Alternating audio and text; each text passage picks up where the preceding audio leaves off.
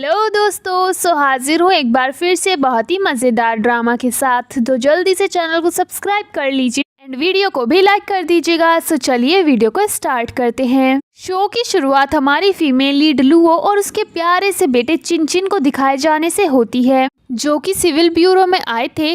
चिनचिन अपनी मॉम से कहता है हम यहाँ पर क्यों आए हैं, जिस पर वो अपने गले में पड़ी हुई एक रिंग को टच करके मन में सोचती है। वो बदतमीज वन नाइट स्टैंड करने के बाद भाग गया और ये रिंग छोड़कर चला गया। इसके बाद वो चिनचिन से कहती है आज तुमको तुम्हारे फादर मिलने वाले हैं, हम यहाँ पर मैरिज सर्टिफिकेट लेने आए हैं। जिस पर वो एक आदमी की तरफ उंगली करते हुए कहता है क्या वही मेरे डैड हैं। लुओ पीछे मुड़कर देखती है, गु यान अपनी गर्लफ्रेंड के साथ आ रहा था। उसकी गर्लफ्रेंड कहती है तुम किसी और से शादी नहीं कर सकते, तुम मुझसे प्यार करते हो और सिर्फ मुझसे ही शादी कर सकते हो। इस पर गुयान उसको कहता है शादी करने के बाद भी तुम्हारा मेरा रिश्ता वैसा ही रहेगा, और अगर ये एक फैमिली मैरिज कॉन्ट्रैक्ट नहीं होता तो मैं एक साफ सफाई करने वाली लड़की से कभी भी शादी नहीं करता। लुओ चिनचिन के साथ उसके पास आती है और कहती है तुमने अभी जो भी बकवास की मैंने तुम्हारी सारी बातें सुनी। जिस पर वो एटीट्यूड दिखाते हुए कहता है मुझे कोई फ़र्क नहीं पड़ता, मैं तुम्हें पहले ही बता दूं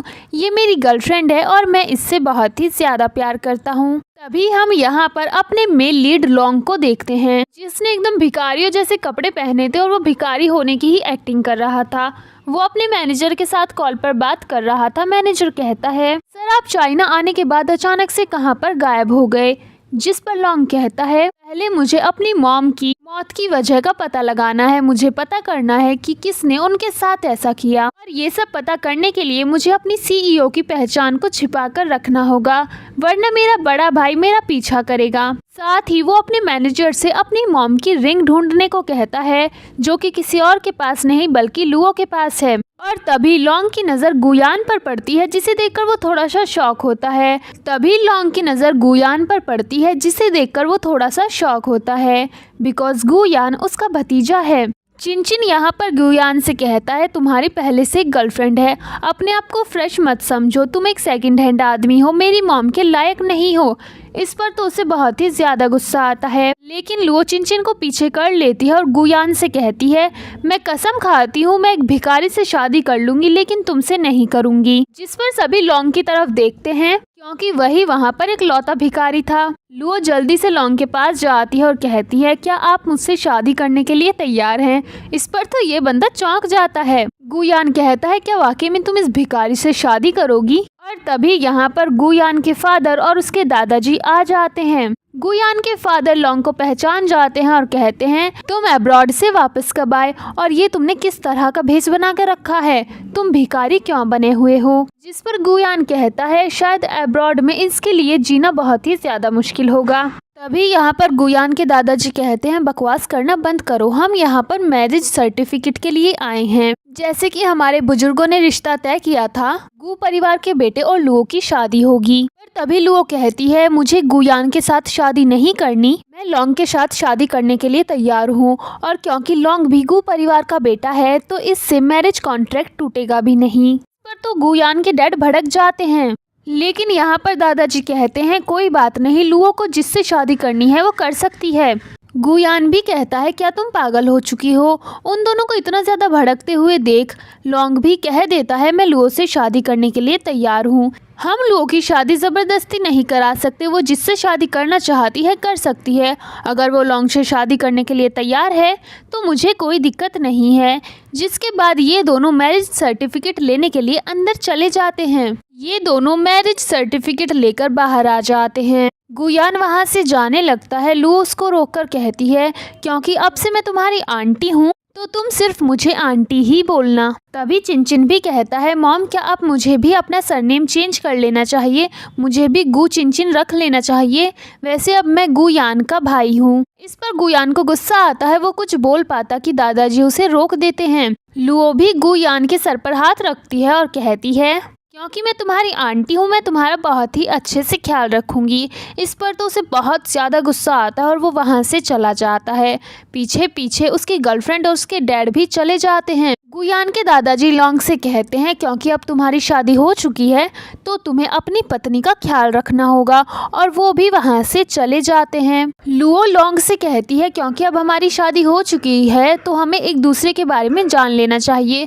मैं एज अ क्लीनर वर्क करती हूँ। इस पर लोंग सामने से कहता है मुझे गू परिवार ने निकाल दिया है और मैं हाल ही में अब्रॉड से वापस आया हूँ और मेरे पास पैसे नहीं हैं। जिस पर वो कहती है तो फिर तुम बच्चे का ख्याल रखना और मैं तुम दोनों का पालन पोषण करूँगी। और वो जल्दी से चिन को उसे सौंप कर वहाँ से चली जाती है क्योंकि उसे काम पर जाने के लिए देरी हो रही थी। लोंग चिन से कहता है मॉम किस कंपनी में काम करती हैं। इस पर वो कंपनी का नाम बताता है एंड ये कंपनी किसी और की नहीं बल्कि लोंग की ही होती है। दूसरी तरफ हमारी हीरोइन अपने काम के लिए आ जाती है। वो अपना काम कर रही थी कि उसकी सीनियर आकर उसे धक्का देती है जिससे वो गिर जाती है। तभी यहाँ पर लोंग चिन के साथ आ जाता है और वो उसके गले में अपनी रिंग को देख लेता है और पहचान जाता है। यहाँ पर एक औरत आती है और वो लुओ के ऊपर चोरी का इल्जाम लगाती है। इस पर लोंग कहता है क्या आपके पास कोई सबूत है। जिस पर लुओ की सीनियर कहती है इस लड़की ने जल्दी छुट्टी ली थी, जरूर ये उस कंगन को छिपाने के लिए गई होगी। जिस पर चिन कहता है मेरी मॉम ऐसा नहीं कर सकती, वो सर्टिफिकेट लेने के लिए गई थी। पर वो औरत सामने से कहती है एक चोर और एक भिखारी तुम दोनों वाकई में एक दूसरे के लिए बने हो, और वो गार्ड से उन्हें पकड़ लेने को कहती है। तभी लोंग जल्दी से अपने मैनेजर को कॉल करके लॉबी में आने के लिए बोलता है। गार्ड जैसे ही उन्हें पकड़ने आते हैं लोंग उनकी धुलाई कर देता है और तभी यहाँ पर मैनेजर भी आ जाता है और वो गार्ड से कहता है क्या तुम पागल हो गए हो, तुम नहीं जानते कि ये कौन है। तभी लोंग उसे ना बताने का इशारा करता है और वो मैनेजर से कहता है मैं लुओ का हस्बैंड हूँ। इस पर मैनेजर सोचता है कुछ घंटों पहले ही ये चाइना वापस आए हैं, इतनी जल्दी इन्होंने पत्नी भी तैयार कर ली और साथ ही एक बच्चा भी। तभी वो औरतें कहती है ये लड़की चोर है, इसने हमारा बैंगल चोरी किया है। लेकिन मैनेजर उन औरतों को माफ़ी मांगने को कहता है जिस पर वो इनकार करती हैं। तो मैनेजर सीसीटीवी फुटेज मंगवाता है जिसमें साफ दिख जाता है कि लुओ की सीनियर ही उस बैंगल को चोरी कर रही थी। जिसके बाद वो औरत माफ़ी मांगना शुरू कर देती है, साथ ही दूसरी लड़की भी माफ़ी मांगती है। पर मैनेजर कहता है तुम दोनों को ज़रा भी तमीज़ नहीं है, इसलिए मैं तुम लोगों को जॉब से फायर कर रहा हूँ, और उनको वहाँ से बाहर निकलवा देता है। इसके बाद लोंग मैनेजर से कहता है उन दोनों की वजह से मेरी वाइफ को बहुत ही ज़्यादा प्रॉब्लम हुई थी। इस पर मैनेजर कहता है आपको परेशान होने की ज़रूरत नहीं है, मैं आपकी वाइफ का प्रमोशन कर रहा हूँ, आज से उसको साफ सफाई का काम करने की ज़रूरत नहीं है। इसके बाद तो लुओ बहुत ही ज़्यादा खुश हो जाती है। अब हम इन तीनों को घर पर देखते हैं जहाँ पर लुओ के पेरेंट्स ने लुओ को घर से बाहर निकाल दिया था बिकॉज उसने लोंग के साथ शादी की थी। वो लोग कहते हैं तुम्हारे पास शादी करने का एक मौका था, तुम गू परिवार के बेटे से शादी कर सकती थी, लेकिन तुमने इस भिखारी से शादी की है। वो उन्हें समझाने की बहुत कोशिश करती है लेकिन वो उसकी ज़रा भी नहीं सुनते। जिसके बाद लुओ लोंग से कहती है हमें एक घर रेंट पर लेना होगा, और ये प्रॉपर्टी देखने के लिए पहुंच जाते हैं। पर यहाँ पर लोंग के कपड़े देखकर वो लोग इनको हल्के में लेते हैं और इसका मजाक उड़ाने लगते हैं। एक आदमी लुओ के शोल्डर पर टच करता है तो लोंग उसके हाथ को मोड़ देता है और कहता है चलो हमें बहुत अच्छा घर दिखाओ। इसके बाद वो उसे एक प्रॉपर्टी दिखाने के लिए ले जाता है। लोंग लुओ से कहता है तुम्हारे पास कितने पैसे हैं। वो कहती है 90,000। इसके बाद वो उस आदमी से कहता है हम इस घर को खरीद रहे हैं 90,000 में। जिस पर वो आदमी कहता है इस घर की कीमत करीब 100 मिलियन है, क्या तुम पागल हो चुके हो। जिस पर वो कहता है नहीं, इस घर की कीमत करीब 90,000 है। और तभी यहाँ पर उसका सीनियर आ जाता है एंड वो लोंग को पहचान जाता है। वो कुछ बोल पाता कि लोंग उसको भी इशारा कर देता है चुप रहने का। इसके बाद लोंग कहता है ये घर 90,000 का है, ज़रा अपने जूनियर को बताइए। जिस पर वो बंदा अपने मन में सोचता है आखिर ये घर मिस्टर लोंग का ही तो है, इसलिए वो कहता है हाँ वाकई में इसकी कीमत सिर्फ 90,000 है। जिसके बाद ये लोग इस घर को खरीद लेते हैं और वो आदमी घुटनों पर बैठकर इनसे माफ़ी मांगता है। ये लोग घर के अंदर आ जाते हैं। लुओ उस आदमी से कहती है इस घर के ओनर ने सारा सामान यहीं पर छोड़ दिया। वो कहता है हाँ उन्होंने सारा सामान यहीं पर छोड़ दिया, इनके साथ साथ कपड़े भी यहीं पर छोड़ दिए, एंड वो वहाँ से चला जाता है। जिसके बाद लुओ लोंग से कहती है तुम्हें अपने कपड़े चेंज कर लेने चाहिए। जिसके बाद ये बंदा सूट वूट पहनकर एकदम सीईओ वाले गेटअप में आ जाता है। उसको देखकर तो हमारी हीरोइन हैरान हो जाती है एंड वो उसकी खूबसूरती पर फिदा हो जाती है। वो उसके पास आती है और कहती है ये कपड़े तो तुम्हें एकदम फिट आए हैं, इस पर वो अपने मन में सोचता है कपड़े तो मेरे ही हैं, फिट तो आने ही थे। ये बंदी उसकी टाई ठीक करने लगती है। पीछे बैठा हुआ चिन अपने मन में सोचता है मॉम डैड की शादी हो चुकी है, उसके बावजूद भी ये दोनों एक दूसरे के इतना ज़्यादा क्लोज नहीं आए, मुझे इनकी मदद करनी चाहिए। और ये बच्चा अपनी मॉम को धक्का देता है जिससे इन दोनों की एक्सीडेंटल किस हो जाती है। इस पर चिन क्लैप करते हुए कहता है मॉम डैड ने एक दूसरे को किस कर लिया। इस पर लुओ शर्मा कर वहाँ से चली जाती है, लेकिन लॉन्ग चिन की तरफ स्माइल करता है। इस पर चिन सोचता है मुझे कुछ और करना होगा एंड वो रात को वॉशरूम की लाइट कट कर देता है। क्योंकि लुओ वॉशरूम में थी इसलिए वो डर जाती है। चिन जल्दी से लॉन्ग के पास जाता है और कहता है मॉम को अंधेरे से बहुत ही ज़्यादा डर लगता है, आपको उनकी मदद करनी चाहिए। जिसके बाद वो जल्दी से वॉशरूम में पहुंच जाता है। क्योंकि अंधेरे में लुओ को कुछ दिख नहीं रहा था इसलिए वो गिर जाती है। लॉन्ग उसकी मदद करता है और उठाकर बाहर लेकर आता है। वो जल्दी से खुद को ब्लैंकेट से कवर कर लेती है बिकॉज वो टॉवल में थी। यहाँ पर लॉन्ग उसके सामने एकदम सख्त लौंडा बनता है, लेकिन जैसे ही वो बाहर आता है तो उसकी नाक से खून आना शुरू हो जाता है और वो कहता है वाकई में मेरी वाइफ बहुत ही ज़्यादा हॉट है। इसके बाद हम अगले दिन लॉन्ग को खाना बनाते हुए देखते हैं। यहाँ पर उसके पास चिन भी खड़ा होता है। लॉन्ग चिन से कहता है तुम्हारे बायोलॉजिकल डैड का क्या हुआ। जिस पर वो कहता है वो आदमी तो बदमाश था, वो मम्मी के साथ वन नाइट स्टैंड करके वहाँ से भाग गया। जिस पर लॉन्ग कहता है लेकिन मैं एक अच्छा इंसान हूँ, मैं हमेशा तुम्हारा और तुम्हारी मम्मी का बहुत ही अच्छे से ख्याल रखूंगा। इसके बाद ये दोनों कंपनी जाते हैं टिफिन लेकर। यहाँ पर एक औरत जब इनके हाथ में टिफिन देखती है तो इन दोनों को रोक देती है। वो कहती है क्या तुम लोग पागल हो गए हो जो इस कंपनी में टिफिन लेकर आए हो। जिस पर लॉन्ग कहता है यहाँ पर मेरी वाइफ काम करती है, उसी के लिए मैं ये खाना लेकर आया हूँ। लेकिन वो औरत यहाँ पर उसकी इंसल्ट करने लगती है। तभी यहाँ पर लुओ भी आ जाती है। इस पर लुओ कहती है दरअसल ये मेरा हस्बैंड है, पर वो औरत उसके साथ भी बदतमीजी से बात करती है और कहती है लगता है तुम लोग बहुत ही गरीब परिवार से हो, तभी तो इतनी बड़ी कंपनी में टिफिन लेकर आते हो। एंड वो लॉन्ग के हाथ से टिफिन छीन कर फेंक देती है। इस पर तो लॉन्ग को बहुत ही ज़्यादा गुस्सा आता है और वो गुस्से में उसका हाथ बहुत तेज़ पकड़ लेता है और कहता है ऐसा करने की तुम्हारी हिम्मत कैसे हुई। जिस पर वो औरत गार्ड को बुलाकर लॉन्ग को पकड़वा देती है एंड उसको मैनेजर के रूम में लेकर जाती है। जैसे ही मैनेजर उसको देखता है वो शॉक हो जाता है एंड उसके हाथ से फाइल गिर जाती है। वो तुरंत गार्ड पर चिल्लाता है और कहता है क्या तुम पागल हो गए हो, ये सब क्या कर रहे हो। इस पर वो औरत कहती है इस आदमी ने मेरे साथ बदतमीजी की है, इसने बहुत ही तेज मेरा हाथ भी पकड़ा। इस पर लुओ कहती है इसने कुछ भी नहीं किया, मेरा हस्बैंड बस मेरे लिए टिफिन लेकर आया था। यहाँ पर मैनेजर के साथ एक और एम्प्लॉय खड़ा था और वो तुरंत लॉन्ग को बोलना शुरू कर देता है तुमने ही कुछ किया होगा, तुम बहुत ही बदतमीज हो। इस पर तो मैनेजर उसको थप्पड़ मारता है और वो उन दोनों से कहता है तुम दोनों की वजह से कंपनी की रेपुटेशन बर्बाद हो रही है, इसलिए मैं तुम दोनों को जॉब से फायर करता हूँ। एंड वो उन दोनों को ही वहाँ से बाहर निकलवा देता है। इसके बाद लॉन्ग मैनेजर से कहता है क्या बस इतना ही।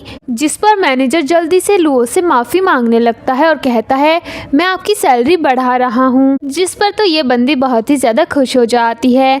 इसके बाद हम इन तीनों को घर पर देखते हैं जहाँ पर ये दोनों मिलकर चिन को सुला देते हैं। तभी यहाँ पर लॉन्ग लुओ से कहता है आज मुझे चिन ने तुम्हारे हस्बैंड के बारे में बताया, वो कितना ज़्यादा बदतमीज़ आदमी था जो भाग गया। इस पर लुओ कहती है वो मेरा हस्बैंड नहीं था, वो बस एक वन नाइट स्टैंड था। जब अगली सुबह मेरी आंखें खुली तो वो वहाँ पर मौजूद नहीं था। इस पर तो लॉन्ग कहता है एक आदमी इतना ज़्यादा बुरा कैसे हो सकता है, अब मुझे उसके बारे में कुछ भी मत बताना, क्योंकि अगर वो मुझे गलती से कभी मिल गया तो मैं उसे बहुत ही ज़्यादा पीटूंगा। इस पर लुओ खड़ी हो जाती है एंड वो उसको उस रिंग को दिखाने वाली थी, लेकिन तभी लॉन्ग का एक कॉल आ जाता है और वो कॉल रिसीव कर लेता है, जिस वजह से लुओ उसको रिंग नहीं दिखा पाती। लॉन्ग के पास यहाँ पर उसके डैड की कॉल आई थी और वो उसको कहते हैं मैंने एक पार्टी रखी है, यहाँ पर तुम अपनी वाइफ और अपने बेटे को लेकर ज़रूर आना। जिसके बाद लॉन्ग वहाँ पर लुओ और चिन के साथ पहुँच जाता है। तभी वहाँ पर खड़ी हुई एक औरत कहती है, ये गु परिवार का छोटा बेटा है जो हाल ही में चाइना से आया है और आजकल वो किसी हाउसवाइफ की तरह अपना जीवन जी रहा है। जिस पर एक आदमी कहता है, ये लाइफ कितनी ज्यादा बेकार है, एक बच्चे का पालन पोषण करना और एक औरत के लिए काम करते रहना। इस पर चिनचिन लोंग से कहता है, ये लोग किस बारे में बात कर रहे हैं। इस पर वो कहता है, क्या तुम भी ऐसा ही सोचते हो। जिस पर चिनचिन कहता है, आप तो बहुत ही अच्छा खाना बनाते हैं। जिस पर वो औरत कहती है, गु परिवार का बेटा तो एक नैनी बन गया है। इस पर एक आदमी कहता है, एक शादीशुदा नैनी, और वो हंसने लगते हैं। इस पर लुओ को बहुत ही ज़्यादा गुस्सा आता है और वो खड़ी हो जाती है और कहती है, मेरे पति के बारे में बकवास करना बंद करो। भला एक बच्चे का ध्यान रखना और अपनी पत्नी का ध्यान रखना, इसमें कौन सी गलत बात है। इस पर लोंग का बड़ा भाई कहता है, मेरा भाई सच में बहुत ही डरपोक है। इस छोटी सी बात के लिए भी मेरी भाभी को खड़ा होकर बोलना पड़ रहा है। एंड वो यहाँ पर इन तीनों का मजाक उड़ाने लगते हैं। जिस पर लुओ लोंग से कहती है, हमें यहाँ से चलना चाहिए। पर लोंग उसको रोकता है और वो वहाँ पर खड़े हुए एक आदमी से कहता है, तुम्हारी शीशी कंपनी वाकई में बहुत ही बड़ी कंपनी है, लेकिन सिर्फ चोयॉन ग्रुप की वजह से, क्योंकि वो उसे सपोर्ट करता है। लेकिन अभी 3 मिनट में तुम्हें कॉल आएगा और उनका सारा सपोर्ट तुम्हारे पीछे से हट जाएगा। जिस पर वहाँ पर खड़ी हुई औरत हंसते हुए कहती है, तुम एक भिखारी हो, भला तुम ऐसा कैसे कर सकते हो। और होता भी वैसा ही है। यहाँ पर मैनेजर आता है, उसको देखते ही तो वो आदमी मैनेजर के पास जाता है और कहता है, क्या आप यहाँ पर कॉन्ट्रैक्ट साइन करने के लिए आए हैं। लेकिन मैनेजर सामने से कहता है, यहाँ पर मैं डील कैंसिल करने आया हूँ, साथ ही तुम्हारी कंपनी पर भी अब से हमारा ही अधिकार है। ये सुनकर तो वो शॉक हो जाता है। वो अपना फ़ोन चेक करता है तो उसके फ़ोन में पहले से ही ये न्यूज़ आ चुका था, जिसके बाद तो ये बंदा बेहोश हो जाता है। ये देखकर लुओ थोड़ी सी शॉक होती है कि लोंग के एक कॉल पर ऐसा कैसे हो गया। इसलिए वो लोंग से पूछती है, ये तुमने कैसे किया। जिस पर ये बंदा सामने से कहता है, मैंने तो बस उसे ऐसे ही बोला था, लेकिन मुझे यकीन नहीं हो रहा कि ये सच में कैंसिल हो गया। और ये बंदी भी इसकी बातों में आ जाती है। तभी यहाँ पर लोंग के डैड आ जाते हैं और उसे अपने साथ अंदर ले जाते हैं। लोंग के डैड लोंग से कहते हैं, तुम क्या चाहते हो। जिस पर वो कहता है, पिछले 5 सालों से आपने मुझसे बात नहीं की, लेकिन अचानक से आपको मुझसे बात करने की क्या जरूरत पड़ गई। जिस पर वो कहते हैं, तुम मेरे बायोलॉजिकल सन हो, मुझे तुम्हारी फिक्र है। इस पर वो कहता है, बिल्कुल नहीं, ये नाटक मत कीजिए। उसके डैड कहते हैं, तुम अब भी मुझे ही इस चीज़ का दोषी मानते हो। जिस पर वो कहता है, क्योंकि आप दोषी हैं, आप पता कर सकते थे कि मेरी मॉम की डेथ कैसे हुई। उसके डैड कहते हैं, रिपोर्ट में यही आया था कि तुम्हारी मॉम की डेथ बीमारी की वजह से हुई थी। जिस पर वो कहता है, मेरी मॉम की डेथ नेचुरल नहीं थी। ये बात आप अच्छे से जानते हैं, लेकिन आपने इस बात को जानबूझकर छिपाया। इस पर उसके डैड बहुत ज़ोर ज़ोर से चिल्लाते हुए कहते हैं, तुम इस चीज़ का दोष मुझे कैसे दे सकते हो। मैंने बहुत पता लगाने की कोशिश की, लेकिन तुम्हारी मॉम बहुत ज़्यादा बीमार थी। और इसी बहस के बीच वो अपने बेटे को थप्पड़ मार देते हैं। दूसरी तरफ हम बाहर लुओ को देखते हैं, जिसके पास गुयान आता है और कहता है, अगर तुम लोंग को अब भी डाइवोर्स देने के लिए तैयार हो तो मैं पुरानी बातों को भूलकर तुमसे शादी करने के लिए तैयार हूँ। जिस पर वो उसे इनकार करती है। वो सामने से कहता है, मैं लोंग से हर तरीके से बेहतर हूँ, वैसे तुम दोनों एक जैसे ही हो भिखारी। इस पर लो कहती है, शायद तुम भूल चुके हो, मैं तुम्हारी आंटी हूँ। इस पर वो गुस्से में चिल्लाते हुए कहता है, तुम्हें इस चीज़ का रिग्रेट ज़रूर होगा। जिस पर लो कहती है, तुम बहुत ही ज़्यादा गुस्से में लग रहे हो, मुझे तो ऐसा लगता है कि तुम्हें ही रिग्रेट हो रहा है। जिस पर वो एक बार फिर से कहता है, अगर तुम उससे डाइवोर्स दोगी तो मैं तुमसे शादी कर लूँगा, क्योंकि वो बहुत ही ज़्यादा बुरा है। जिस पर लुआ सामने से कहती है, लोंग तुमसे 1000 गुना बेहतर है। तभी चिनचिन भी खड़ा होकर कहता है, मेरे डैडी बहुत ही ज़्यादा अच्छे हैं, वैसे भी तुम जैसा रूड इंसान मेरी मॉम के लायक नहीं है। तभी यहाँ पर लोंग भी आ जाता है और वो भी ये बात सुन लेता है। जिस पर वो सोचता है, मैंने कभी नहीं सोचा था कि आखिरी में 2 बाहर के इंसान ही मेरे ऊपर विश्वास करेंगे। गुयान को चिनचिन की बातें सुनकर बहुत ही ज़्यादा गुस्सा आता है, इसलिए वो उसको थप्पड़ मारने के लिए अपना हाथ उठाता है। पर लोंग आकर उसका हाथ पकड़ लेता है और उसे पीछे की तरफ धक्का देता है, जिससे वो गिर जाता है। इसके बाद वो उन दोनों को वहाँ से लेकर चला जाता है। गुचैन को बहुत ही ज़्यादा गुस्सा आता है, लेकिन वो कुछ कर नहीं पाता। ये लोग घर पर आ जाते हैं। तभी लोंग के पास उसके मैनेजर का कॉल आता है और वो उसको बताता है कि आज उससे कोई मिलने वाला है। इसके बाद लॉन्ग लुओ से कहता है मुझे कोई ज़रूरी काम है, मुझे अपने पुराने घर में जाना है, और वो वहाँ से निकल जाता है। मैनेजर उसको पिक करने आया था। दूसरी तरफ लुओ के पास भी उसके सीनियर की कॉल आती है और वो कहता है हमें क्लब जाना है हमारे प्रेसिडेंट को रिपोर्ट करने के लिए। वो कहती है बहुत रात हो चुकी है, आप किसी और को बुला लीजिए, लेकिन वो उसी को आने को कहता है। इसलिए वो अपने साथ चिन चिन को भी लेकर जाती है। क्लब में पहुंचते ही एक ठरकी बुढ़ा इस बेचारी की तरफ सीटी मार कर जाता है। इसके बाद लुओ चिन चिन से कहती है मैंने तुम्हारे लिए एक रूम बुक किया है, तुम्हें इस रूम में ही रहना होगा। मैं रूम नंबर 302 में जा रही हूँ, जैसे ही मेरा काम पूरा हो जाएगा मैं यहाँ वापस आ जाऊंगी। लुओ उसको रूम में छोड़कर चली जाती है, लेकिन ये बच्चा रूम में कहाँ टिकने वाला था। ये रूम से बाहर आ जाता है और अपनी माँ को ढूंढने लगता है। चिन चिन एक वेटर से टकरा जाता है, जिस पर वेटर को बहुत ही ज़्यादा गुस्सा आता है और वो कहता है इतने बड़े क्लब में तुम जैसा जंगली बच्चा कहाँ से आया। जिस पर चिन चिन कहता है मैं कोई जंगली बच्चा नहीं हूँ, यहाँ पर मैं अपनी मॉम के साथ आया हूँ। वेटर कहता है ये क्लब बहुत ही महंगा है, यहाँ पर सभी रिच लोग आते हैं, आखिर तुम्हारी मॉम है कौन। वो कहता है मैं नहीं जानता, लेकिन वो काम के सिलसिले में यहाँ पर आई हैं। जिस पर वेटर कहता है ज़रूर तुम्हारी माँ कोई बार गर्ल होगी। इस पर चिन चिन को गुस्सा आता है और वो कहता है मेरी मॉम के बारे में बकवास बातें मत करो। इस पर तो चिन चिन को बहुत ही ज़्यादा गुस्सा आता है और वो अपने सर से उस वेटर को मारता है, जिस पर वेटर उसके ऊपर बहुत ज़्यादा चिल्लाता है और उसको पकड़ लेता है। इस पर चिन चिन कहता है मेरा डैड एक सुपरमैन है, मैं यहाँ पर उनको बुलाऊंगा तो वो तुम्हें बहुत ही ज़्यादा मारेंगे। और वो जल्दी से लॉन्ग को कॉल करके वहाँ पर आने को कहता है। क्योंकि लॉन्ग उसी क्लब में था इसलिए वो जल्दी से वहाँ पर आ जाता है। इसके बावजूद भी वो वेटर नहीं सुधरता और हमारे हीरो के ऊपर ही हाथ उठाता है, लेकिन लॉन्ग उसका हाथ पकड़ लेता है और उसके हाथ को मोड़ देता है, जिस पर उस वेटर को बहुत ही ज़्यादा गुस्सा आता है और वो कहता है मैं तुम लोगों को अभी यहाँ से बाहर फेंकवाता हूँ।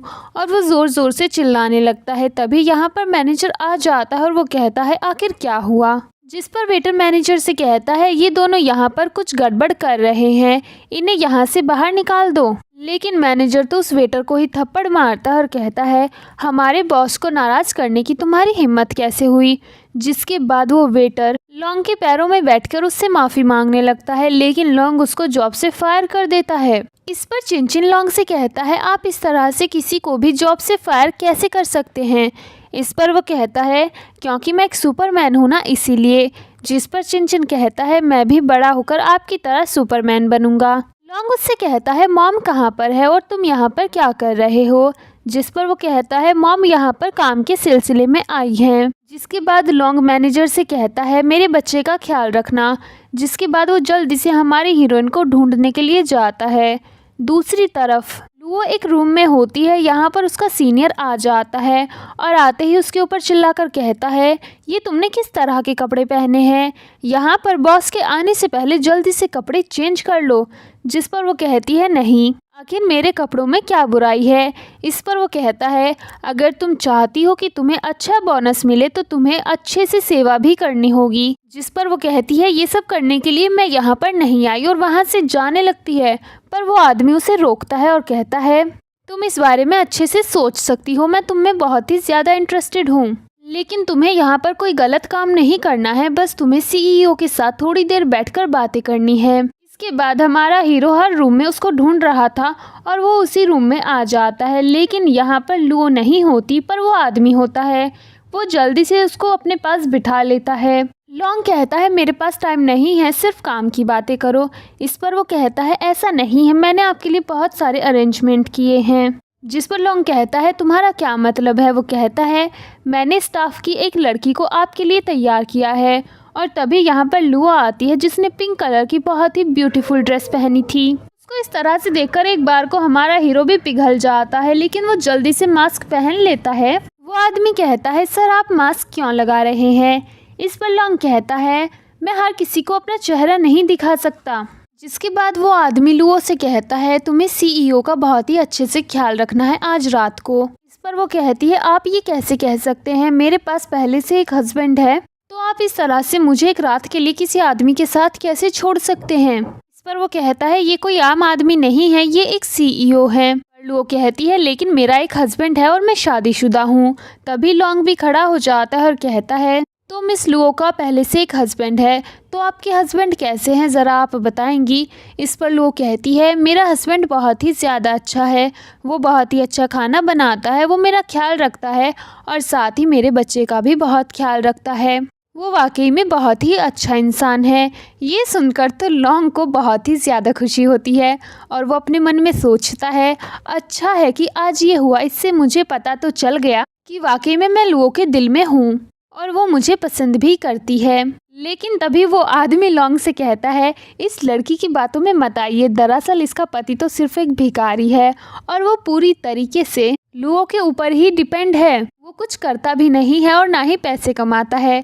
ये सारी बातें सुनकर लॉन्ग को गुस्सा आता है। पर तभी लॉन्ग उस आदमी से कहता है तुम्हारी हिम्मत कैसे हुई अपने प्रोजेक्ट को पास करवाने के लिए किसी फीमेल एम्प्लॉय का इस्तेमाल करने की। मैं तुम्हें अभी जॉब से फायर करता हूँ और वो उसको वहाँ से भगा देता है। इसके बाद वो लुओ से कहता है मुझे माफ़ करना, मेरी वजह से आपको इतनी सारी परेशानी हुई। जिस पर वो कहती है कोई बात नहीं, मुझे अपने बेटे को ढूंढना है और वो जाने लगती है।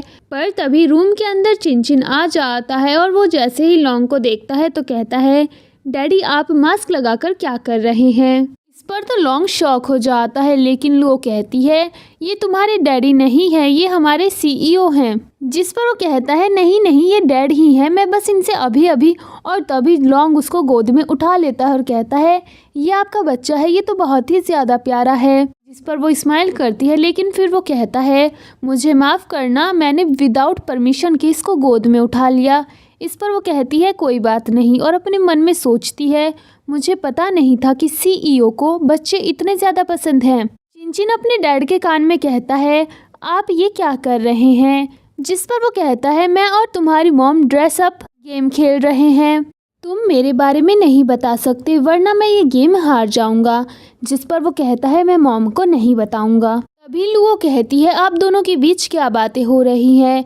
जिस पर चिनचिन कहता है ये मेरे और अंकल की सीक्रेट बात है, ये हम किसी को नहीं बताएंगे। लॉन्ग कहता है आपका बच्चा बहुत ही ज़्यादा प्यारा है। जिस पर वो कहती है फ्यूचर में आपके भी ऐसे ही बच्चे होंगे।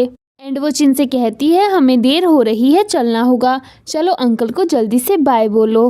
एंड वो उसको लेकर वहाँ से चली जाती है। इसके बाद हम लॉन्ग को घर पर देखते हैं, जहाँ पर वो घर पर साफ सफाई कर रहा था। तभी उसके पास मैनेजर की कॉल आती है और वो बताता है जो न्यू टेंडर आया है सभी कंपनियां उसे पाना चाहती है, साथ ही गू परिवार भी उसे पाने के लिए पूरी जद्दोजहद में लगा है। ये सुनकर लॉन्ग कहता है मुझे फ़र्क नहीं पड़ता, लेकिन वो टेंडर मुझे ही मिलना चाहिए। एंड कॉल कट कर देता है। तभी यहाँ पर चिनचिन भागते हुए आता है और उसने लॉन्ग की बातें सुन ली थी, पर इस बेचारे बच्चे को समझ ही नहीं आया था। इसीलिए वो उसको कहता है डैड मैंने आपकी बातें सुनी है, आपको अंकल गू ने डांटा है, इसलिए आप उन्हें पीटना चाहते हैं। तभी यहाँ पर लुओ भी आ जाती है जो बहुत ज़्यादा थकी हुई लग रही थी। लॉन्ग चिनचिन से कहता है तुम्हें पता है ना डैडी एक सुपर हीरो हैं, इसलिए उनका काम यही है कि लोगों को डांटना, धमकाना और पीटना।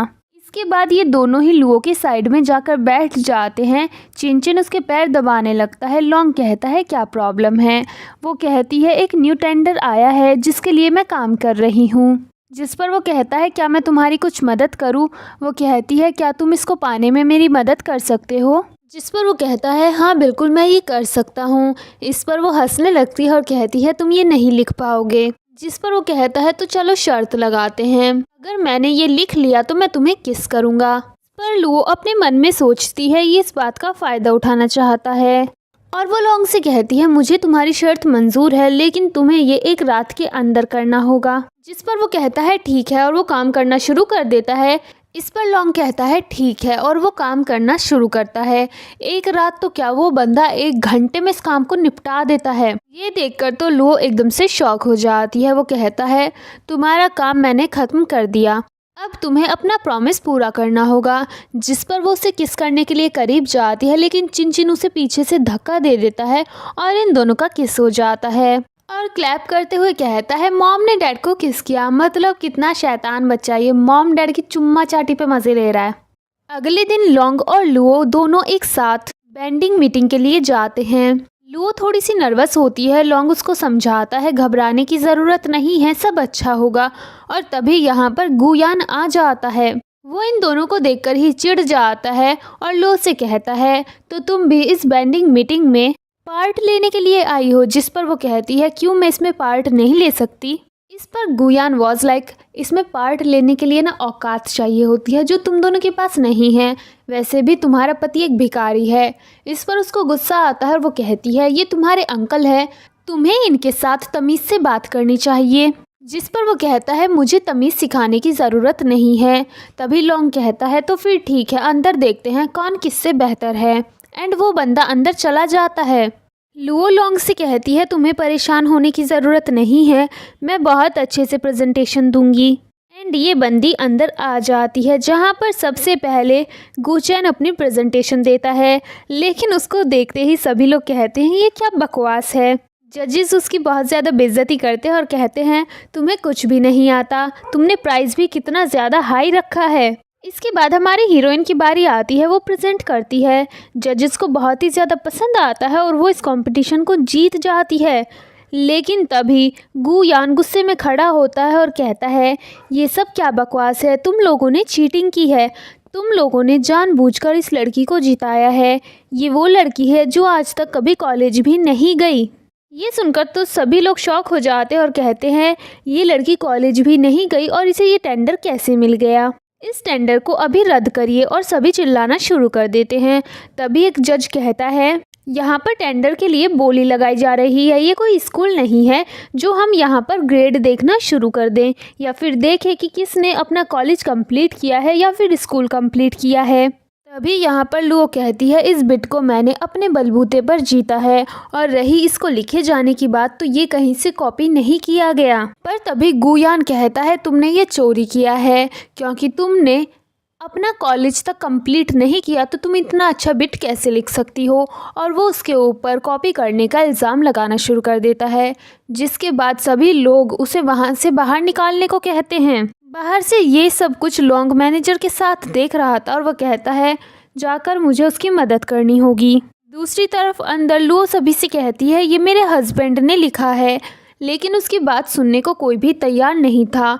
गुयान आगे आता है और कहता है, इसको यहाँ से बाहर निकालो, और वो खुद उसका हाथ पकड़ के निकालने की कोशिश करता है कि तभी यहाँ पर हमारे हीरो की एंट्री होती है और वो मास्क लगाकर यहाँ पर आता है, जिसके बाद सभी उसका वेलकम करते हैं बिकॉज वो प्रेसिडेंट था और उसी की तरफ से ये बिट हो रहा था। गुयान उसके आते ही कहना शुरू कर देता है, इस लड़की ने कॉपी किया है और जानबूझकर इसे ये बिट जिता दिया गया है, जबकि ये जीतने के लायक भी नहीं है। इस पर लोंग कहता है, मुझे प्रूफ दिखा, उसके बाद ही बात करना। लेकिन गुयान के पास कोई प्रूफ नहीं था, जिस पर लोंग कहता है, जैसे ये बिट चल रहा है वैसे ही चलता रहेगा, अगर तुम्हारे पास कोई प्रूफ नहीं है तो मेरे सामने बोलने की हिम्मत मत करो। और वो सभी से कहता है, अगर तुम लोगों को वाकई में लगता है कि ये गलत है तो फिर मैं तुम सभी को आधा घंटा देता हूँ, अपना अपना नया बिट बनाओ और दोबारा से आओ, मैं देख लूँगा कि कौन कितना ज़्यादा बेहतर है। इस पर सभी कहते हैं, आधे घंटे में बिट बनाना बहुत ही ज़्यादा मुश्किल है। जिस पर एक आदमी कहता है, इसमें हमारा जीतना नामुमकिन है, आधे घंटे में हम बिट कैसे तैयार करेंगे? लोंग लुओ की तरफ देखता है, वो कहती है, ये बिट मैंने खुद तैयार किया है। जिस पर गुयान कहता है, ये लड़की झूठ बोल रही है। इन दोनों की बहस हो जाती है, वो उसको मारने के लिए अपना हाथ उठाता है, लेकिन हमारा हीरो उसका हाथ पकड़ लेता है एंड वो उसको कहता है, इतना जोश कंपटीशन में दिखाओ, ना कि किसी लड़की के ऊपर। जिसके बाद सभी यहाँ पर बिट बनाना शुरू कर देते हैं। यहाँ पर गुयान को इनसिक्योरिटी होती है कि कहीं लुओ एक बार फिर से ना जीत जाए, इसलिए वो जानबूझकर उसके लैपटॉप पर कॉफ़ी गिराता है, जिससे वो डरकर उठती है और गिरने वाली होती है। पर लोंग उसको पकड़ लेता है और कहता है, क्या तुम ठीक हो? जिस पर वो कहती है, मैं ठीक हूँ। लेकिन तभी गुयान कहता है, तुम कितनी ज़्यादा बेशरम हो कि प्रेसिडेंट को ही सिड्यूस कर रही हो। इस पर वो कहती है, तुमने जानबूझकर कॉफ़ी गिराई, मैं गिरने वाली थी, उन्होंने सिर्फ मुझे बचाया। जिस पर वो कहता है, बकवास मत करो। इस पर तो उसे गुस्सा आता है और वो कुछ बोलने ही वाली थी कि लोंग उसे रोक देता है और कहता है, तुमने जो गलती की है उसकी माफ़ी मांगो। इस पर वो कहता है, क्योंकि प्रेसिडेंट बोल रहे हैं इसलिए मैं ऐसा कर रहा हूँ, मुझे माफ़ कर दो। और ये कहते हुए वो इसे फिर से धक्का देता है और फिर से हमारा हीरो से संभालता है और उसका मास्क हल्का सा नीचे हो जाता है। लेकिन शायद ये गधी अभी भी इसे पहचान नहीं पाती। कॉफ़ी गिरने की वजह से लुओ का लैपटॉप ख़राब हो गया था, जिसके बाद वो गुयान के ऊपर चिल्लाने लगती है और कहती है ये तुमने जानबूझकर किया है। इस पर वो कहता है मैंने जानबूझकर नहीं किया, मैं सिर्फ माफ़ी मांग सकता हूँ। इस पर लॉन्ग कहता है क्या मैं तुम्हें अंधा नज़र आता हूँ, और वो अपने गार्ड से उसे पकड़ने को कहता है। वो हमारी हीरोइन को साइड करता है और उसके पास आता है और कहता है तुम्हें चीज़ें फेंकने का बहुत ही शौक़ है। एंड वो उसको कप को उठाता है और उसके हाथ पर ज़ोर से मारता है, जिसके बाद वो ज़ोर से चिल्लाता है और फिर कहता है अगली बार कुछ भी करने से पहले इस सबक को याद रखना। इस पर लुओ उसे थैंक्स बोलती है उसकी मदद करने के लिए। वो कहता है तुम्हारा बिट अभी भी आधा है, तुम ऐसे हार कैसे मान सकती हो।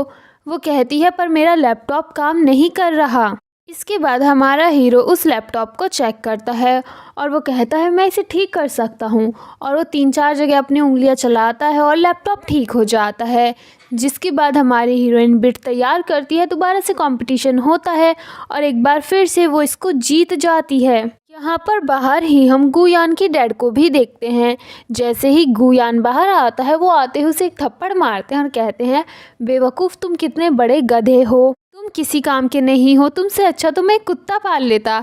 जिस पर वो कहता है मुझको क्या पता था कि प्रेसिडेंट उस लड़की की साइड लेंगे। जिस पर उसके डैड कहते हैं प्रेसिडेंट ने उसकी साइड नहीं ली, बल्कि तुम बेवकूफ़ हो जो प्रेसिडेंट के सामने ही अपनी गंदी चालें चल रहे थे। भला तुमको वो काम करने की ज़रूरत ही क्या थी। इस पर गुयान कहता है अगर प्रेसिडेंट ने उसका लैपटॉप ठीक नहीं किया होता तो मैं जीत जाता। इस पर वो कहते हैं तुमने उनके सामने ही चीटिंग की है और तुम जीतने की बात करते हो। तभी अंदर से लॉन्ग भी आ जाता है। वो जल्दी से उसके पास भागकर पहुंच जाते हैं और जल्दी से उससे माफ़ी मांगना शुरू करता है। वो कहता है मेरा बेटा बेवकूफ़ है, प्लीज़ हमें माफ़ कर दीजिए। ये सुनकर तो लॉन्ग को मन ही मन खुशी होती है, बिकॉज़ पहली बार वो लोग उसके सामने झुक रहे थे। जिस पर वो कहता है कोई बात नहीं, माफ़ी मांगने की ज़रूरत नहीं है, तुम्हारा बेटा बेवकूफ़ है और तुम्हारे पास कंपनी चलाने का दिमाग नहीं है, इसलिए मैं तुम दोनों की मदद करूँगा। इस पर गुयान को गुस्सा आता है, लेकिन उसका बाप उसे रोक लेता है और वो लॉन्ग से कहता है आपके जूते गंदे हो गए हैं, मैं साफ़ कर देता हूँ।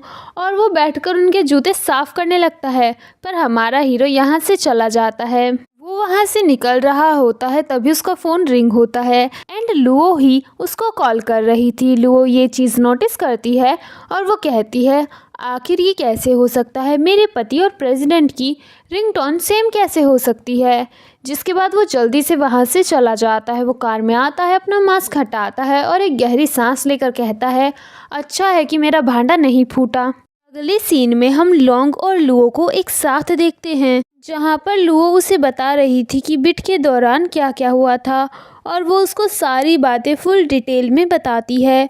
वो कहती है प्रेसिडेंट बहुत ही ज़्यादा अच्छे हैं, आज उन्होंने मेरी मदद की। सब लोग मुझे बोल रहे थे कि मैंने कॉपी किया है, वही एक लौते इंसान थे जिन्होंने मेरे ऊपर ट्रस्ट किया, साथ ही उन्होंने मेरा लैपटॉप भी ठीक किया। वो वाकई में मेरे हीरो हैं। ये सुनकर तो लॉन्ग खुश हो जाता है, लेकिन वो कहता है मैं जानता था एक ना एक दिन मेरे जैसे हाउस हस्बैंड को छोड़ ही दिया जाएगा। जिस पर वो अपने मन में सोचती है ये बहुत ही ज़्यादा अच्छा है, मैं इसको हर्ट नहीं कर सकती। एंड वो उसके पास आकर कहती है आप मेरे हस्बैंड हैं और हमेशा आप ही रहेंगे, एंड उसको किस करती है। जिसके बाद वो भी उसको किस करने लगता है, पर तभी यहाँ पर इस बंदे का फ़ोन रिंग हो जाता है और ये कॉल रिसीव करता है। मैनेजर का कॉल था। वो कहता है जल्दी से यहाँ पर आ जाइए, आपके लिए एक इम्पॉर्टेंट इन्फॉर्मेशन है। जिसके बाद ये मैनेजर से मिलने पहुँच जाता है। यहाँ पर मैनेजर इसको कहता है आपको जैसा लगा था वैसा ही है, आपका शक सही निकला। आपकी मॉम की डेथ नेचुरल नहीं थी, बल्कि उनको मरने से पहले बहुत सारे ड्रग के इंजेक्शन दिए गए थे। उन्हें बचाया जा सकता था, लेकिन उनका इलाज भी ठीक से नहीं किया गया। जिस पर हमारा हीरो कहता है ये जिसने भी किया है जानबूझकर किया है, मुझे बहुत पहले से शक था, लेकिन मेरी बात किसी ने नहीं सुनी। क्या तुमने पता लगाया कि इसके पीछे किसका हाथ है। मैनेजर कहता है इसके पीछे आपके भाई का हाथ है, उसी ने ये सारी प्लानिंग की थी अपने बेटे के साथ मिलकर। इस पर तो हमारे हीरो को बहुत ही ज़्यादा गुस्सा आता है। वो कहता है अब मैं उनको बर्बाद करके रख दूंगा। मैनेजर कहता है क्या मैं पुलिस को बुलाऊं। जिस पर वो कहता है बिल्कुल नहीं, ये बहुत ही आसान होगा। मैं उनको मौत की भीख मांगते हुए देखना चाहता हूँ। इसके बाद हम एक क्लब का सीन देखते हैं जहाँ पर गुयान हमारे मैनेजर से टकरा जाता है और वो उससे पूछता है आप यहाँ पर क्या कर रहे हैं, जिस पर मैनेजर एक्टिंग करते हुए कहता है मैं तुमसे झूठ नहीं बोलूँगा क्योंकि तुम बहुत अच्छे इंसान हो। मैं यहाँ पर एक प्रोजेक्ट के सिलसिले में आया हूँ और वो प्रोजेक्ट बहुत ही ज़्यादा अच्छा है। अगर वो हमें मिल गया तो उससे हमारी कंपनी को बहुत ज़्यादा फ़ायदा होगा। जिस पर वो कहता है कितना फ़ायदा होगा। मैनेजर कहता है करीब 500% का। ये सुनकर तो उसकी खुशी का ठिकाना नहीं था। मैनेजर वहाँ से चला जाता है लेकिन ये बंदा बहुत ही ज़्यादा खुश था। ये अंदर आता है और बहुत ज़्यादा ड्रिंक करते हुए कहता है अब देखना मैं अपने गु परिवार को बहुत ऊंचाई पर ले जाऊंगा, साथ ही मैं उस लड़की से शादी भी करूंगा। जिसके बाद ये ड्रिंक करके लुओ के घर पर पहुंच जाता है। वो इसको देखकर कहती है तुम यहाँ पर क्या कर रहे हो, जिस पर ये बंदा कहता है मैं बहुत ही ज़्यादा अमीर बनने वाला हूँ, इसीलिए अब तुम चाहो तो मुझसे शादी कर सकती हो। अभी भी तुम्हारे पास मौका है, तुम डाइवोर्स दे सकती हो और अगर तुम बीमार हो मैं तुम्हें हॉस्पिटल लेकर चल सकता हूँ। वो उसे खुद से दूर करती है। वो उसके साथ ज़बरदस्ती करने लगता है कि तभी यहाँ पर हमारा हीरो आ जाता है और उसे एक ज़ोरदार पंच मारता है। इस पर गुयान ज़ोर से चिल्लाकर कहता है तुम्हारी हिम्मत कैसे हुई मुझे मारने की। इस पर लॉन्ग कहता है अभी तो मैंने तुम्हें मारा भी नहीं। और वो लुओ से कहता है चिन चिन को यहाँ से लेकर जाओ। वो उसको वहाँ से ले जाती है, जिसके बाद वो उसे बहुत ही ज़्यादा पीटता है। गुयान कहता है मैं तुम्हारा भतीजा हूँ, तुम मेरे साथ ऐसा नहीं कर सकते। इस पर वो कहता है अगर तुम मेरे भतीजे हो तो तुम्हें अपनी आंटी की इज्जत करनी चाहिए थी। तुम मेरे घर में घुसकर मेरी पत्नी को टच कर कैसे कर सकते हो। और वो उसको बहुत ज़्यादा पीटता है। वो पीट कर उसे बेहोश कर देता है। यहाँ पर लुओ और चिनचिन आते हैं। चिनचिन कहता है मेरे डैड एक सुपर हीरो हैं। लुओ कहती है अब इसका क्या करना है। इस पर लॉन्ग कहता है इसे डस्टबिन में फेंक देते हैं और ये तीनों उसे लाकर कूड़े के ढेर में फेंक देते हैं। जब इस बंदे को होश आता है तो इसके चारों तरफ भीड़ थी। सब इसके फ़ोटोज़ और वीडियो क्लिक कर रहे थे और इसके ऊपर हंस रहे थे। इसके होश में आते ही सभी लोग वहाँ से चले जाते हैं। उसके डैड की उसके पास कॉल आती है और वो उसके ऊपर बहुत ज़्यादा चिल्लाते हैं कि तुम कितने बड़े बेवकूफ़ हो। इसके बाद लुओ चिनचिन और लॉन्ग के साथ अपने घर पर आती है, जहाँ पर उसके डैड कहते हैं तुम्हें अकेले आने को बोला था, तुम इनको साथ क्यों लेकर आई। जिस पर वो कहती है क्योंकि ये मेरा पति है और ये मेरा बच्चा है, मैं इनको अकेले नहीं छोड़ सकती थी। यहाँ पर उसके डैड उसको गुयान से मिलवाते हैं और कहते हैं ये हमारे स्पेशल गेस्ट हैं और तुम्हें इसके साथ शादी करनी होगी। जिस पर वो कहती है मेरे पास पहले से एक हस्बैंड है, आप ऐसा कैसे कर सकते हैं। इस पर उसकी सौतेली माँ कहती है तुम्हारा दिमाग खराब हो गया है, हमने तुम्हें गुयान से शादी करने के लिए भेजा था और तुमने इस भिखारी से शादी कर ली। जिस पर वो कहती है मैं इसके साथ शादी करके खुश हूँ और ये मेरा लीगल हस्बैंड है। इस पर उसकी माँ कहती है तुम इस आदमी का कंपैरिजन गुयान के साथ कैसे कर सकती हो, वो इतना ज़्यादा अमीर है, दिखने में अच्छा है और ये तो एक भिखारी है। अपनी तारीफ सुनकर गुयान तो बहुत ही ज़्यादा खुश हो रहा था एंड इसकी सौतेली माँ गुयान की चमचागिरी करना शुरू कर देती है। इसके बाद उसके डैड लुओ से कहते हैं जल्दी से इनको ड्रिंक सर्व करो। वो इनकार करती है। एक औरत उनको ड्रिंक देती जो कि वो एक गुयान को देते हैं और एक अपनी बेटी को पीने को कहते हैं, पर वो इनकार करती है। गुयान यहाँ पर उसकी मॉम को एक केतली देते हुए कहता है मैंने इसको ऑक्शन में ख़रीदा है, इसकी कीमत करीब 100 मिलियन है। इस पर तो उसकी लालची माँ की खुशी का कोई ठिकाना ही नहीं था। वो कहती है मुझे उम्मीद नहीं थी कि गु परिवार इतना ज़्यादा अमीर है।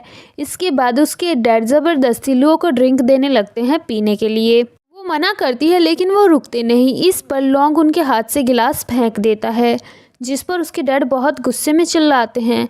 इस पर वो कहता है जिस केतली को लेकर आप खुश हो रहे हैं वो नकली है और वो उन्हें असली केतली दिखाता है, जिसे देखकर सभी हैरान हो जाते हैं लेकिन सभी कहते हैं ये नकली है। भला तुम जैसा भिखारी इतनी महंगी केतली कैसे खरीद सकता है। इस पर वो कहता है तुम सब बेवकूफ़ हो, तुम्हें कुछ नहीं पता।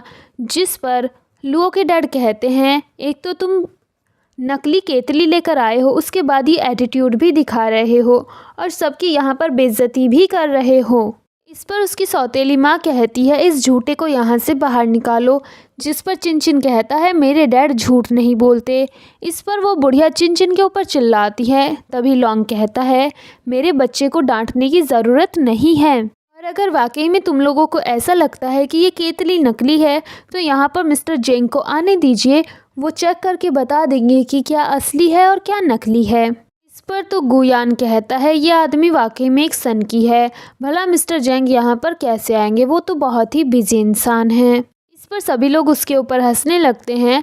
लुओ के डैड भी कहते हैं तुम अमीर लोगों के बीच आकर खुद को अमीर समझ रहे हो, और वो लुओ से कहते हैं तुम्हारा पति वाकई में बहुत बेकार है। तभी गुयान कहता है मिस्टर जेंग ने यॉन ग्रुप के साथ 2 साल पहले एक कॉन्ट्रैक्ट साइन किया था, अब वो सिर्फ उन्हीं के लिए काम करते हैं। जिस पर हमारा हीरो कहता है लेकिन वो यहाँ पर ज़रूर आएंगे। इस पर तो गुयान हंसने लगता है और कहता है ठीक है, अगर वो यहाँ पर नहीं आए तो तुम्हें लुओ को डाइवोर्स देना होगा। ये सुनकर तो लुओ भी शॉक होती है। इसके लिए लौंग राज़ी हो जाता है और वो जल्दी से उनको कॉल करता है। इसके बाद सभी इंतज़ार करने लगते हैं और जैसे ही टाइम पूरा होता है वो यहाँ पर आ जाते हैं। इसके बाद वो उन दोनों केतली को चेक करते हैं और कहते हैं लौंग की दी हुई केतली असली है, जिस पर सभी चौंक जाते हैं। वो कहते हैं चलो मैं तुम्हें दिखा देता हूँ, लेकिन चुपचाप यहाँ पर गुयान भाग जाता है। यहाँ पर वो गर्म पानी मंगाते हैं और दोनों केतली के ऊपर डालते हैं और लौंग की केतली के फूलों का रंग चेंज हो जाता है, जो कि उसकी खासियत थी। इसके बाद लुओ लौंग से कहती है तुम्हारे पास 100 मिलियन कहाँ से आई ये केतली खरीदने के लिए, जिस पर वो कहता है अभी गुस्सा मत करो, हम इस बारे में बाद में बात करेंगे। इसके बाद लुओ अपने डैड से कहती है तो बताइए आपका क्या इरादा है, क्या आप इस केतली को रखना चाहते हैं या आप चाहते हैं कि मैं लौंग से डाइवोर्स ले लूँ। इस पर वो उस केतली को रख लेते हैं और कहते हैं आज से हमारा तुम्हारे साथ कोई रिश्ता नहीं है। इसके बाद लुओ लौंग को घर पर लेकर आती है और वो उससे इस बारे में पूछती है। वो कहती है बेहतर होगा अगर तुम सारी चीज़ें मुझे सच बताओगे, जिस पर यह बंदा झूठ की एक कहानी बुनना शुरू कर देता है। वो कहता है असल में दोनों केतलियाँ नकली थी, ये बताओ भला कोई इतनी महंगी केतली कैसे खरीदेगा। जिस पर वो कहती है और मिस्टर जेंग।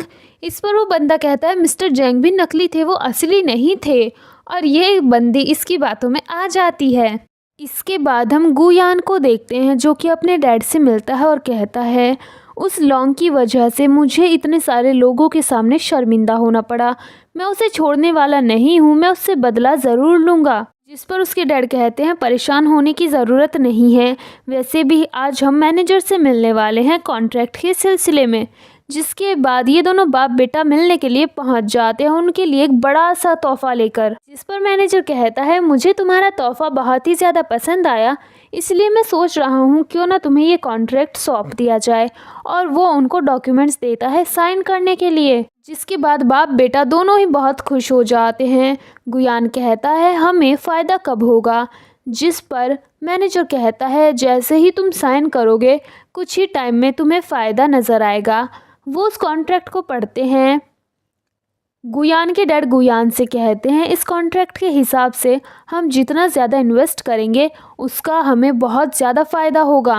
इसके बाद तो ये दोनों सारा पैसा इन्वेस्ट कर देते हैं, पूरी कंपनी का पैसा दांव पर लगा देते हैं और खुशी खुशी वहाँ से चले जाते हैं। इसके बाद यहाँ पर लौंग आता है। मैनेजर कहता है जैसा आपने कहा था वैसा ही हुआ है, ये लोग तो बड़ी ही आसानी से झांसे में आ गए। इसके बाद हम एक बोर्ड मीटिंग देखते हैं जहां पर सभी बोर्ड मेंबर इन बाप बेटा के ऊपर चिल्ला रहे थे कि इन्होंने कहां पर पैसा बर्बाद किया है, इनकी वजह से कंपनी दिवालिया हो जाएगी। लेकिन ये तो यहां पर फुल एटीट्यूड दिखा रहे थे और कहते हैं हमने कंपनी के पैसे को बहुत ही अच्छी जगह इन्वेस्ट किया है जिससे हमें अरबों का फ़ायदा होगा। जिस पर वो कहते हैं हम नहीं मान सकते। वो कहता है हमने यॉन ग्रुप के साथ सौदा किया है। जिस पर वो कहता है तो फिर ठीक है, हमें प्रूफ दीजिए, क्या कोई यॉन ग्रुप का मेंबर इस चीज़ की गवाही दे सकता है। जिस पर वो बहुत एटीट्यूड के साथ गुयान को कहता है जल्दी से मैनेजर को कॉल करो। वो कॉल करता है पर मैनेजर का तो नंबर ही नहीं लगता। जिस पर एक बोर्ड मेंबर कहता है देखो अब तुम्हारा फ़ोन भी नहीं लग रहा, तुमने 10 बिलियन बर्बाद कर दिए। जिसके बाद गुयान जल्दी से लुओ के पास कॉल करता है और कहता है क्योंकि तुम यौन ग्रुप में काम करती हो तो तुम्हें पता ही होगा कि यौन ग्रुप के पास एक नया प्रोजेक्ट है जिसमें करीब 500% का फ़ायदा है। इस पर वो सामने से कहती है, क्या तुम पागल हो चुके हो? लगता है पैसे को देख देख कर तुम्हारा दिमाग ख़राब हो गया है। यौन ग्रुप के पास ऐसा कोई भी प्रोजेक्ट नहीं है। यह सुनकर तो इसके पैरों तले से ज़मीन खिसक जाती है। इसके बाद तो सभी बोर्ड मेंबर चिल्लाना शुरू कर देते हैं। वो कहते हैं, तुम दोनों वाकई में बहुत ही बड़े गधे हो, तुमने कंपनी को बर्बाद कर दिया। तभी यहाँ पर लॉन्ग अपने डैड के साथ आता है। सभी बोर्ड मेंबर उसके डैड से कहते हैं, आपका बेटा और पोता पागल हो गया है, इनकी वजह से कंपनी बर्बाद हो गई है, इनको कंपनी से धक्के मार कर बाहर निकाल दो। जिस पर ये दोनों बाप बेटा उनसे कहते हैं, आप हमें निकाल कर ये कंपनी किसे सौंपेंगे? वैसे भी लॉन्ग को तो कोई एक्सपीरियंस ही नहीं है। और वो उसके ऊपर हंसने लगते हैं। जिस पर वो कहता है, आप लोगों को लगता है कि मेरे पास कोई एक्सपीरियंस नहीं है, चलो तुम्हें दिखाता हूँ। तभी यहाँ पर मैनेजर आता है और कहता है, हेलो प्रेसिडेंट। ये सुनकर तो सभी शॉक हो जाते हैं और वो कहते हैं, आखिर ये प्रेसिडेंट कैसे हो सकता है? हम देखते हैं कि लुओ भी गू ग्रुप में किसी काम से आती है। दूसरी तरफ ये दोनों बाप बेटा मिलकर अभी भी लॉन्ग को गलत ठहराने की कोशिश कर रहे थे। जिस पर लॉन्ग अपने डैड को वो कॉन्ट्रैक्ट दिखाता है जिस पर उन दोनों बाप बेटा ने अंधे होकर साइन किया था और कितना बड़ा घाटा करवाया था। ये देखकर तो उसके डैड को बड़ा गहरा सदमा लगता है और वो अपने बेटे के ऊपर चिल्लाना शुरू कर देते हैं। जिसके बाद वो उन दोनों को धक्के मरवा कर वहाँ से बाहर निकलवा देते हैं। सभी लोग वहाँ से चले जाते हैं। लॉन्ग भी अपने डैड को लेकर निकल रहा था कि तभी उसकी नज़र लुओ पर पड़ती है जो उसके सामने खड़ी थी और उसने सारी बातें सुन ली थी और वो काफ़ी ज़्यादा शॉक में थी। लॉन्ग के डैड मैनेजर के साथ चले जाते हैं। लुओ लॉन्ग से कहती है, अगर मैं यहाँ पर नहीं आई होती तो शायद इतना बड़ा तुम्हारा नाटक का पर्दाफाश होता ही नहीं। वो उसको समझाने की कोशिश करता है लेकिन वो उसकी एक नहीं सुनती। वो कहती है, मैं तुम्हारी वाइफ थी, तुमने मुझसे भी छिपाया, और गुस्से में वहाँ से चली जाती है। लॉन्ग भी उसके पीछे पीछे जाता है। ये दोनों घर पर आ जाते हैं। लॉन्ग समझाने की कोशिश करता है। वो कहता है, 5 साल पहले मेरी मॉम की अचानक से डेथ हो गई थी। मैं उसका पता लगाना चाहता था, इसलिए मैंने अपनी पहचान हर किसी से छिपाई। जिस पर वो कहती है, लेकिन तुम मुझे बता सकते थे, तुमने मुझे भी नहीं बताया। और वो रूम में चली जाती है। वो उसके पीछे पीछे जाता है लेकिन वो उसके मुंह पर दरवाज़ा बंद कर देती है और बेचारे की नाक पर चोट लग जाती है। यहाँ पर चिन भी आ जाता है और कहता है, आपको मॉम को कोई गिफ्ट देना चाहिए, लड़कियों को तोहफे बहुत ही ज़्यादा पसंद आते हैं। बस फिर क्या था, हमारा हीरो कंपनी में उसके लिए गिफ्ट्स की लाइन लगवा देता है। बहुत महंगी महंगी एक्सपेंसिव ज्वेलरीज उसके पास भेजता है, जिसको देखकर ऑफिस की सारी लड़कियां शॉक हो जाती है। लुओ उनको वहाँ से चले जाने को कहती है लेकिन वो लोग कहते हैं, हमें शर्मिंदा मत कीजिए, प्लीज़ इनको एक्सेप्ट कर लीजिए। जिसके बाद वो सिग्नेचर करती है और उनको ले लेती है। पर उसको बहुत ही ज़्यादा गुस्सा आ रहा था, इसलिए वो ले जाकर उन्हें साइड में रख देती है। तभी यहाँ पर मैनेजर भागकर आता है और चेक करता है। तभी वो पीछे से आ जाती है और कहती है, हम बड़े दिनों बाद मिल रहे हैं। इस पर वो हंसते हुए कहता है, मैडम आप कैसी हैं? इस पर वो कहती है, मुझे मैडम कहने की ज़रूरत नहीं है, मैं तो एक बाहरी इंसान हूँ, तुम ही उसके करीबी हो ना। जिस पर वो कहता है, आप किस बारे में बात कर रही है? वो कहती है, अनजान बनने की कोशिश मत करो, मैं उसकी वाइफ हूँ, उसने मुझसे ये बात छिपाई, वो मुझे बता सकता था। जिस पर मैनेजर उसे समझाता है, आप उनको गलत समझ रही हैं, वो तो आपसे बहुत ही ज़्यादा प्यार करते हैं, उन्होंने आपके लिए बहुत कुछ किया है और जो घर आप लोगों ने ख़रीदा है वो बहुत एक्सपेंसिव था, लेकिन आपके लिए सर ने उसको सिर्फ 90,000 में ख़रीदा। और ये सारी बातें हमारे हीरोइन के भेजे में घुस जाती है और वो कहती है, मुझे लगता है कि मुझे घर जाना चाहिए। और वो घर पर आ जाती है जहाँ पर लॉन्ग उसका पहले से इंतज़ार कर रहा था। वो जानबूझकर चाकू से अपनी उंगली को काट कर उसे ज़मीन पर फेंक देता है। वो वहाँ पर जाती है, उसकी फिंगर से ब्लीडिंग हो रही थी। जिसके बाद वो उसका हाथ पकड़ के उसे किचन से बाहर लेकर आती है और उसके हाथ पर दवाई लगाने वाली होती है। वो कहता है, क्या तुमने मुझे माफ़ किया? जिस पर वो कहती है, हाँ मैंने तुम्हें माफ़ किया, मैं तुम्हें थैंक यू भी बोलना चाहती हूँ, तुमने पीछे से मेरी बहुत ज़्यादा मदद की। जिसके बाद वो उसे किस करने के लिए करीब जाता है। वो रोकती है लेकिन ये बंदा रुकता नहीं और उसे पीछे की तरफ लेकर लेट जाता है और कहता है, अब से मैं तुमसे कुछ भी नहीं छिपाऊंगा। वो उसे किस करने वाला था कि तभी यहाँ पर चिनचिन आ जाता है और कहता है क्या आप दोनों मेरे लिए एक छोटी बहन की तैयारी कर रहे हैं, जिस पर वो उसे जल्दी से धक्का दे देती है और लॉन्ग भी एकदम स्ट्रेट होकर लेट जाता है। अगले सीन में हम लुओ को पार्किंग में देखते हैं। तभी वहाँ पर उसे चिन चिन की आवाज़ आती है, जिससे वो घबरा जाती है और भागती है, पर तभी कोई उसका किडनैप कर लेता है।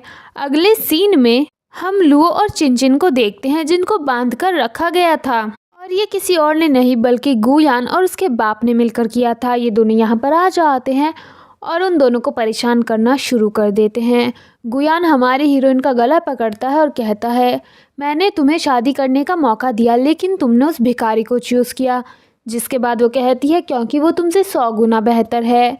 ये दोनों कुछ कर पाते कि यहाँ पर हीरो अपनी सेना के साथ आ जाता है, मतलब अपने गार्ड्स के साथ आ जाता है। ये दोनों ही इन माँ बेटा को पकड़ लेते हैं और चाकू से इन्हें मारने वाले थे, पर हमारा हीरो इन्हें बचा लेता है। यहाँ पर वो उन दोनों से कहता है तुम दोनों बहुत ही ज़्यादा बुरे हो, तुम दोनों ने मिलकर मेरी माँ को मार डाला। जिस पर गुयान के डैड कहते हैं वो औरत कभी भी मेरा अच्छे से ध्यान नहीं रखती थी और ये सब मैंने प्रॉपर्टी के लिए किया था, वरना वो औरत सारी प्रॉपर्टी तुम्हें दिलवा देती और मेरे बेटे के पास कुछ नहीं बचता। यहाँ पर हमारा हीरो हमारी हीरोइन के गले में उस रिंग को देख लेता है और वो पहचान जाता है कि 5 साल पहले जिस लड़की के साथ उसने नाइट स्पेंड किया था वो और कोई नहीं बल्कि हमारी हीरोइन थी। और यहाँ पर मेरा एक नॉर्मल सा आप सबसे सवाल है कि हर चाइनीज़ ड्रामा में हर एक CEO को 5 साल बाद ही उनके कर्म याद क्यों आते हैं? मुझे कमेंट करके इसका आंसर ज़रूर बताना। यहाँ पर गुयान के डैड उनके ऊपर चाकू से हमला करते हैं, लेकिन लॉन्ग उनकी छाती में ज़ोर से लात मारता है और वो ज़मीन पर गिर जाते हैं। वो कहता है अब मैं तुम दोनों को जेल में भिजवाऊंगा। जिसके बाद गुयान कहता है अंकल मैं आपका भतीजा हूँ, मैंने कुछ गलत नहीं किया, आप मुझे माफ़ कर दीजिए। लेकिन हमारा हीरो उसे इग्नोर कर देता है। इसके बाद वो हमारी हीरोइन को बताता है कि 5 साल पहले उसके साथ क्या हुआ था। उसकी मॉम का एक्सीडेंट हो गया था, जिससे वो सदमे में चला गया था और फिर अब्रॉड चला गया था। उसके बाद वो वापस आया और फिर उसने रिंग की तलाश की और फाइनली अब उसे रिंग मिल गई। जिसके बाद वो चिन चिन को गोद में लेता है और कहता है अब से मैं तुम दोनों का बहुत ही अच्छे से ख्याल रखूँगा।